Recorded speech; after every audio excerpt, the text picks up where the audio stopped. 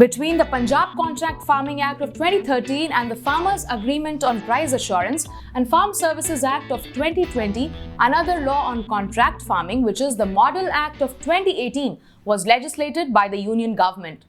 But why did the government bring in the 2020 Act when the Model Act of 2018 was already in place for contract farming?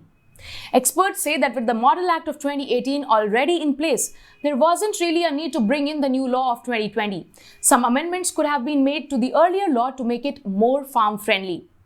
In this video today, let's try and understand the points of similarities and the points of differences between all these three acts. Let's start with points of similarities between the 2018 Act and the 2020 Act. Experts observed several similarities between the 2020 Act and the Centre's Model Act of 2018. The 2018 Act has provisions for producer leasing out the agricultural land to the sponsor, which is not legally inconsistent as of now. When a committee mandated to legislate on contract farming steps on the domain on land leasing issues, this clearly would allow sponsors full access to the farmland and also encourage corporate farming disguised as contract farming. There's a similar provision in the Act of 2022.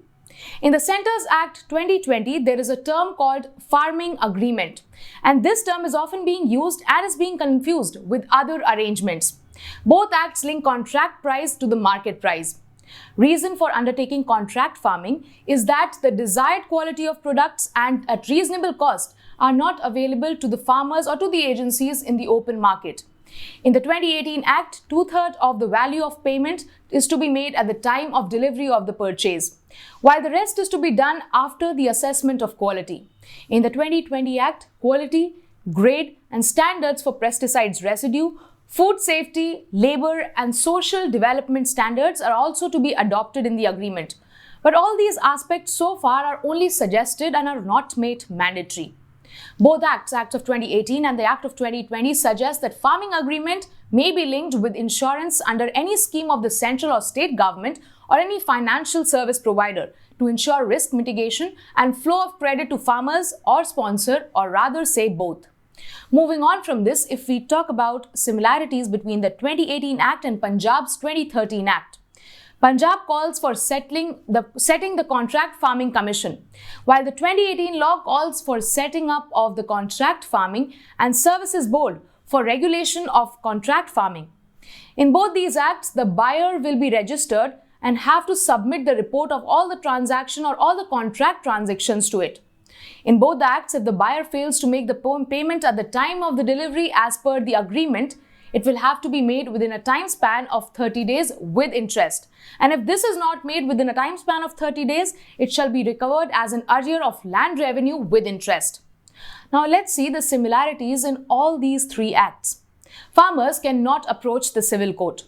As per the 2013 Act, the district collector will resolve the dispute within a time span of 30 days and empower the commission to seize the crop purchased by the buyer. If we consider the Act of 2018, Board, Dispute Resolution Authority, and any such alternative measures were also listed in. As per the 2020 law, the party may approach the concerned subdivisional magistrate, which is also known as the SDM. The three laws say that there will be no action for the recovery of dues against the farmer's land. Now, having talked about all the points of similarities between the three laws, let's also see the differences. In the Punjab Act, there is a jail provision for both the parties, while the 2013 Act provides for settling up of a dispute settlement authority. The 2020 Act provides SDM or subdivisional magistrate as an authority to settle disputes.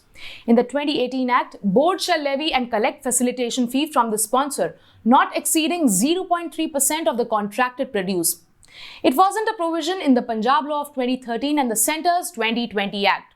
To put it briefly, the 2018 Act was facilitating the contract farming for the benefit of private agencies as against the farmer's interest, while the board is seen as a guide and umpire to popularize corporate farming crops in domestic and export markets.